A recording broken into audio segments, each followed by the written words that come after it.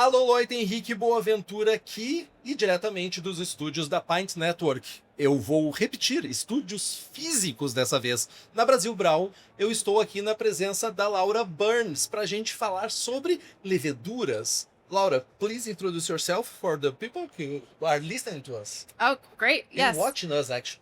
Yeah, so I'm Laura Burns. I am from Chicago, Illinois. I'm here this week in Brazil for my first time. Very excited. So my role in the industry is I'm a work for a yeast company, Omega Yeast and Pinnacle Yeast, and I lead the technology. So I'm a director of innovation and technology lead for both businesses. I have a great team, both in the U.S. and in the Netherlands, and we do a bunch of strain innovation and strain applications. So we understand a little bit about how to make new and also do with what we have. And you just have a talk here, right? Talking Yes. about specifically that content, right? Yes, we shared all of our research on haze. So how to develop haze when you want it and not have haze when you don't. The hazy thing. Yes. Hazy thing, which is such a big thing in the brewing industry today, right? Yeah, I think it's just because we've got consumers who drink with their eyes a lot of the time. So a brewer needs to be very intentional about how the beer looks. Convincing the customer, yes, this is hazy. I think that used to be a problem. Now it's like, how do we not make it hazy? It was some point in that time, it was only for the Weiss beer. And today we have like IPAs and hazy IPAs and things IPAs that hazy is a thing. Yes, exactly. But let me ask you a few questions. I know that your time is very busy here, but when we talk about biotransformations in beer, what are we talking about? What is biotransformation? Yeah, it's been studied now for even like the 80s. People are studying biotransformation. Really? Yeah, some of the early obvious stuff is like the production of 4-vinyl guaiacol is actually biotransformation. Ferulic acid from the malt gets converted to 4-VG, clove aroma. Yeah. That's a very early representation of what we thought of as biotransformation. New aroma coming from the raw material wouldn't be there without the yeast. In a basic sense, biotransformation is the yeast being able to harness the kind of material in front of them in fermentation and change it into something new, and something that's aromatic and something that kind of, in the craft beer sense, makes it better. A lot of time they make it worse. Sometimes they make it better. There are things that are in the beer, are in the fermentation, that you can choose with the right strain to use those compounds. Yes. And transform it in another thing. Yes. So in biotransformation, what we talk about now in the hop industry, like kind of knowing what we can do with building more fruity flavor. So biotransformation in that sense talks about the release of thiols, so very tropical guava, passion fruit, grapefruit aromas, or the release of monoterpene alcohols or conversion of monoterpene alcohols. So some of those events either make more citrus or change from more of a perfumey to more of a orangey note. So geraniol to beta citronellol brings something that can be more like grandma perfume into something that's a little bit more like a orangey monoterpene alcohol. And this transformation is like you need a specific strain of yeast that it's not allowed, but it's able to convert it. It's not all brewers yeast that it's able to convert or biotransform things. Yeah, that's correct. From the research that we've done at Omega Yeast, there's quite a bit of variability across strains and their ability to do the bioconversion event. So some strains are really great at it. Our Juicy IPA or American Ale, those are pretty good for conversion events. But typically, lager yeast isn't great for converting to beta citronellol. And also the research early on monoterpene alcohols, or these geraniol, linalool, beta citronol compounds, was talking about kind of the release from glycoside-bound precursors. Mm-hmm. And we don't really see that being much of an impact in beer because the pool of the glycoside precursor is pretty small. So you're only, if anything, going to get about 10% more aroma. It's not going to be a plus or minus. So it tends to have less of an impact. But the conversion of geraniol to beta citronol seems to have more of an impact. So Yeah, and then lastly, there's a lot of esters and hops that get converted, and other compounds, lactones, that can be converted by yeast activity, and those are two more like unexplored processes of biotransformation at this point. I think the more well understood are thiol-released and the monoterpene alcohol conversion. And you think the biggest mistake that brewers do when they try to biotransform the beer that they are brewing is like don't choose the right yeast, the right strain, or expect too much of biotransformation? Yes, I think it can be a little bit of both, but I would say it's more based on the process than I would say is on the yeast strain. So some of the engineered strains we have in the US, they are very much like you use them, they work, there's free thiols, and you know there's the biotransformation happening because you smell it. But a lot of the other more subtle processes can be influenced more, I think, in the process itself. So for one example would be, of course, if you load up your dry hop early in fermentation, you might get more geraniol to beta-citronal conversion, but you're also going to get more volatile blow-off during fermentation. So your net gain is not necessarily positive. So process can play a big role in it too. Like you might want to time your fermentation dry hop to the latest point, so you're still getting the yeast activity, but you're minimizing the blow-off. So yeah, I think on my end, I would probably, if I were kind of in my brewery, which I would love to be back in the brewery, if I were, doing this on my own, I would be more focused on addition timing, and maximizing kind of the saturation of aroma compounds without getting a lot of that blow off in fermentation. And I think that's one of the things that I see a lot here when I talk to the brewers. I was using that yeast that promotes like a lot of biotransformation, but in the final result, there's no such different thing. Yeah. It's like the same thing, maybe less because there's a lot of blow off and things like that.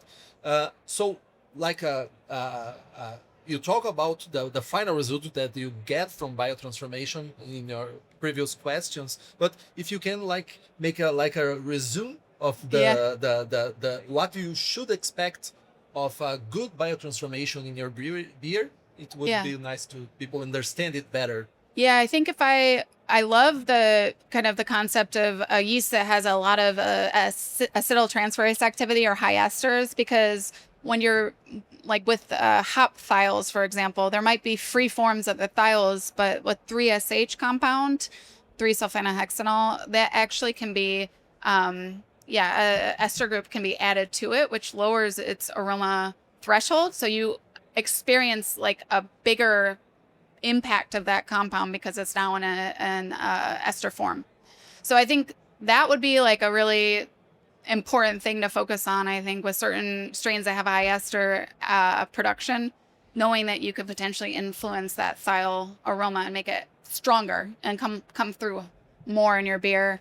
So focusing on some of those key points and like maybe not chasing precursor release with traditional yeast strains, because I'm going to tell you, it's not going to have a huge impact on sensory, but making the 3-SH into 3-SHA is probably going to have a much bigger impact. So that's a cool one to kind of, target and have brewers have a little bit more focus on. And once we have, an opportunity to bring our engineered yeast globally, then I think that will be a very obvious, like, the beer is showing a whole new aroma profile because yeast is truly unlocking these compounds in beer. So you can use like the right yeast in the right moment and get like a loads of results. Yes. Yep. And if I ask you, we have a lot of brewers here, breweries that are probably will listen to us, also home brewers. What single experiment that they can make at home or at a brewery that can like highlight the result of this kind of transformation that you are talking about? Which is this small experiment that it will work? Tough question, right? It is a tough one. Sorry. I know. I think from like come to Chicago and I'll share some of the beers with the engineered strains. That'd be a very obvious aha moment. But in a traditional strain, I would say try just changing the dry hop and pushing it to the terminal phase, like right as it's hitting terminal gravity, and maximizing yeast activity, but minimizing blow off, and then try your early addition. And I think you'll see the difference of kind of the net gain we're talking about, where you get the saturation and less blow off, but also the effect of biotransformation versus that early addition that probably won't be as... Seems like a good test to Yeah. execute. And the ones that brew at home can execute it. Can Easy do for it. them to do. It's Yeah. very easy. Easier Yeah. than the brewery, right? Yeah. So, is there any kind of improvements, or maybe I can't remember the word right now, but for the ones that are trying to save money, biotransformation can make like gains, or maybe give a little more with a little less? I think overall, we know a lot about dry hop rates impacting the overall shelf stability of a beer. So from my perspective, less is more, because sometimes when you oversaturate a beer, it has a faster decline in the market. So it's a harder beer to, keep people happy with, because they experience something in the first week that they don't experience 3 weeks later. So overall, I think from my, dry hopping at a little lower rate can kind of level out that kind of the experience of the beer for a longer period of time. Because higher dry hopping rates can really pull away from kind of the stability of that beer too. So I think, moderation is kind of, especially in the lower ABV categories, moderation is going to create the balance, but also potentially the shelf stability, and that can be a big benefit. I heard a lot of people saying that this beer that I was fermenting, it was awesome. It was smelling so good. The full refrigerator is filled with amazing aromas, and then it was all gone. Exactly. Exactly what we were talking about. Yeah, right?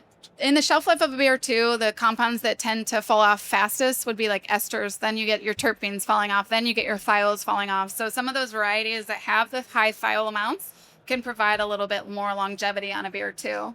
So it's about kind of building in the hop aromas that kind of promote that stability and efficiency too. Again, with thiols, the compounds are so odorant that even at low levels, they're very impactful. So the hops you don't need to use as much necessarily of those hops with high thiols as you would of others. So yeah, balancing out kind of like your expectations of the aroma profile with the shelf stability and also the aroma impact is a really good lesson to learn. And I think moderating your dry hop amount can help you kind of build a better understanding of that. I like a lot that less is more, because I'm really tired of hop biting and things like that. Yeah, I don't love that. Yeah, that first week when you're just like, I know this will be good, but right here, right? Yeah, it's not great right now. For our last question, is there any case where biotransformation can do more bad than good for a beer? Yes, actually. We talked about ester activity and how much esters yeast produce. Actually, some of the terpenes, monoterpene alcohols like geraniol, actually are converted to the acetate form or have the ester, and they're now not aroma impactful. They have a very high threshold, therefore you're not getting an experience on them much at all. So sometimes you can get yeast activity that removes the aroma too. So it is a balancing act. So, like you said in the beginning of our talk, biotransformation is good. There's a lot of things that you can extract from really good biotransformation, but it's not just choose a yeast, hops, and it will work. There's like a lot of things involved in the process. Yeah, and it's like in the same sense on making a beer that kind of really pops and gets the wows of your customer, but also makes the pays the bills in the brewery. So like biotransformation is the same game of tug and kind of pull on what levers you're going to take. But yeah, I think the big thing for me is just make your product have a high quality with shelf life, make your product affordable, make your product kind of, last in the market, where it's not just one experience, it's an experience over, 2 months.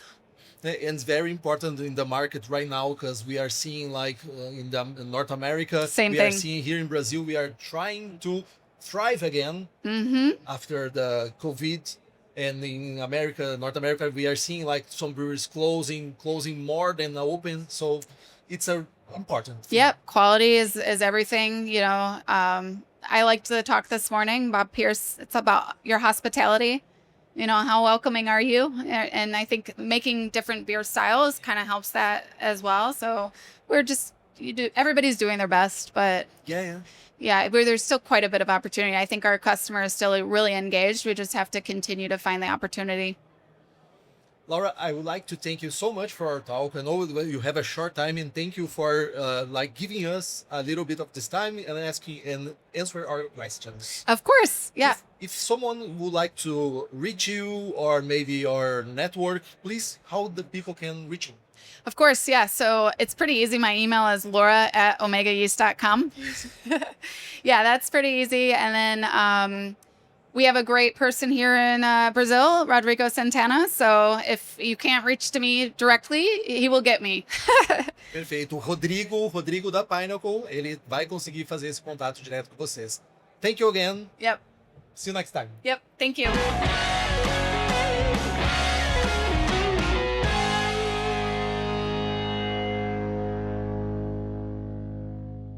Eu tô aqui com o Thiago Galbeno da Hops Company e eu vou repetir porque eu sempre falo isso no Braçagem Forte. Eu vou dizer Hops Company, que é responsável por acessar os melhores lúpulos, catar eles lá nas fazendas dos Estados Unidos e trazer para o Brasil. Thiago, prazer estar contigo aqui. E me diz uma coisa, qual é essa importância da Hops Company nesse trazer lúpulos para cá? O que tem de diferente no mercado que vocês estão trazendo lá de fora para cá? Prazer, Henrique. Cara, é a nossa primeira participação na Brasil Brau esse ano e eu acho que o momento da gente estar aqui condiz perfeitamente com o momento do mercado. A gente está tendo bastante cervejeiro no nosso stand, querendo provar produtos diferentes, de lúpulos diferentes, os extratos abstratos também. O nosso trabalho da Hops, né, por ser a única empresa focada especificamente em lúpulo no Brasil, a gente respira lúpulo todos os dias. A gente está em contato com diversos produtores, diversas regiões, terroirs, Nova Zelândia, estado do Washington, do Oregon, nos Estados Unidos, tentando caçar as novas variedades de lúpulo com uma velocidade maior do que costuma chegar no mercado. Mas mais importante que isso, ao estar lá visitando o produtor durante a colheita, a gente tem acesso a uma grande quantidade de lotes da mesma variedade. Então, por exemplo, Cascade, que é um lúpulo super tradicional, super estabelecido no setor cervejeiro. A gente está lá e poder selecionar um lote de Cascade naquela colheita que tem um perfil mais cítrico, um perfil mais floral, um perfil mais intenso, e trazer isso para o Brasil e trazer para as cervejarias selecionarem esses lotes, para o momento de mercado atual, onde as cervejarias estão tendo que se diferenciar cada vez mais, achar soluções diferentes, cervejas mais leves, mais refrescantes, mais cítricas, a seleção de lotes ela permite justamente isso. Então eu acho que ela permite maior personalização no mercado cervejeiro, junto com maior estabilidade. Porque no momento que a cervejaria sabe, poxa, esse é o meu lote, e a gente consegue fornecer esse lote para ela o ano inteiro na safra, ela conseguiu justamente romper com um dos maiores dores do mercado, que é a variação. Flutuação, isso, né? Exatamente, permite que a cerveja artesanal seja mais consistente e o consumidor tenha mais confiança, volte a pedir, né, que é o que todos nós queremos no nosso setor. Porque no final das contas ele vai saber o que ele está buscando, né? Porque o consumidor, quando ele toma uma IPA, uma Hazy IPA, ele tem um perfil que ele gosta, para ele repetir, ele precisa saber que aquilo ali vai estar igual na próxima vez, né? Exatamente. E tem uma coisa que, com essa abertura do Thiago que ele trouxe, que é, nem todo lúpulo é igual. Tu pode plantar Comet, ou Cascade, ou Strata em qualquer lugar, e cada um vai ser diferente. Completamente. Não, até mesmo, às vezes, no mesmo campo, pode ter variedades dentro daquela safra, certo? E o trabalho de vocês é meio que fazer essa triagem. Fazer essa triagem, exatamente. É fazer essa triagem antes de chegar para o mercado cervejeiro. Eu gosto muito de comparar com o café, né? O café arábica, acho que é bem conhecido que nem todo café arábica vai ser igual. Pelo contrário, vai mudar muito de região para região, produtor para produtor, mesmo sendo um café arábica. Por que o lúpulo Cascade vai ser igual sempre? Não. Vai mudar. Existe essa ilusão, né? Existe ilusão. Eu acho que o mercado, pela distância do lúpulo e pela forma como o mercado começou, eu acho que a gente como cervejeiro, e eu também antes de entrar a fundo no lúpulo, na minha fase de cervejeiro no mercado, eu achava que às vezes um Cascade é algo que tu pega numa prateleira ali, vai pegar um Cascade, vai ser sempre a mesma coisa, como se fosse um produto industrializado. Cascade. Exatamente, e não é o caso. Então um exemplo muito grande, o Cascade é um lúpulo que a gente traz de 2 regiões diferentes. A gente traz cascade do estado do Washington, no Vale do Yakima, e a gente traz cascade no Vale do Willamette, no Oregon. Ambas as regiões nós fazemos seleções de diversos lotes, e nós temos os lotes, por exemplo, da CLS, que a gente trabalha há diversos anos, onde a gente seleciona 6, 7 lotes, traz 2, 3 lotes por ano. Esse ano a gente trouxe um lote bem de início de colheita, super sutil, cítrico, limpo, e mais pro final da colheita ele vai se tornando um pouco mais resinoso. Tem toda uma questão de tióis também que vai se desenvolvendo na variedade e vai permitindo mais uso por parte de cervejeiros. E o Cascade do Oregon, que a gente trouxe esse ano, que eles chamam até de Deep Cut Cascade, que ele é um cascade colhido lá no final, tradicionalmente super depois da janela de colheita da variedade, onde ele se transformou. Ele está super intenso, até um pouco resinoso, notas remetendo provavelmente a tióis livres, assim, muita potência, pungência, frescor. E são variedades que a gente trouxe para a seleção ano passado, os cervejeiros se surpreenderam. Tinha lote que tinha quase 13 ml de óleo num cascade colhido no final da colheita. Então, sim, a gente poder fazer essa seleção por campo, por idade de planta, por janela de colheita, por técnica, por manuseio do solo, muda completamente. Eu acho que o nosso trabalho na Hops é justamente isso. É um trabalho que a gente faz de formiguinha todos os anos, de visitar cervejarias e mostrar para elas, você usa cascade na tua receita? Por que você começou a usar? Pá, eu comecei a usar porque eu queria aquele cascade cítrico que lá atrás eu provei numa cerveja. Tá recebendo isso hoje na tua cerveja? Putz, não. Hoje meu cascade talvez tenha vindo meio floral, meio picante, ou tá meio apagado.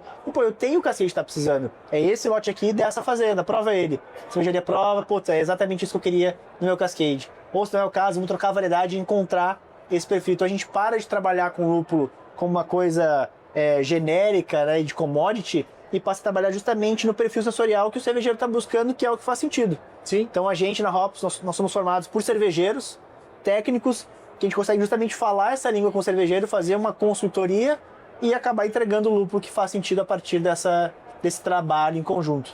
E isso é uma coisa massa, porque para quem ainda não teve a oportunidade, né? Você cervejeiro e cervejeira que trabalha, né, com isso no dia a dia, não teve a possibilidade ainda de fazer passar por uma degustação, dá para dizer assim, um painel de degustação de lúpulos da Hops Company. É muito massa que não é somente a Hops Company vai trazer o Cascade. Não, ela vai trazer Cascade X, Cascade Y, Cascade Z. Tu vai escolher se tu quer qual desses lotes de Cascade.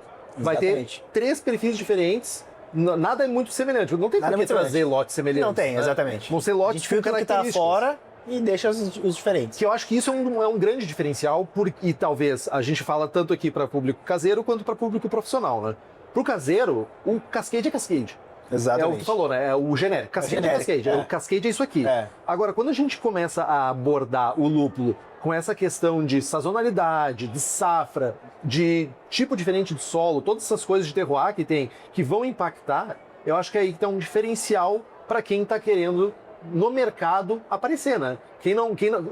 No mercado onde tudo é muito parecido, ter uma cerveja com um lúpulo diferente faz a diferença. Perfeito. Eu acho que no mercado atual de cerveja, onde a gente está vendo aqui na feira na Brasil Brau, diferentes soluções, diferentes ideias, está todo mundo pensando em formas de conseguir adaptar a cerveja para diferentes públicos, isso se torna ainda mais essencial. No momento está pensando em cervejas às vezes mais leves, menos alcoólicas, sem glúten, enfim.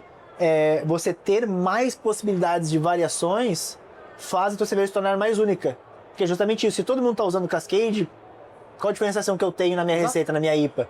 Não, mas você vai pegar um Cascade que tem muito a ver com o perfil da tua cervejaria. Eu gosto muito de comparar com um restaurante. Você vai naquele restaurante que você gosta, aquele super tradicional, reconhecido, porque ele tem a assinatura, ele tem aquele tempero, aquele jeito de preparar os alimentos que identifica aquele local.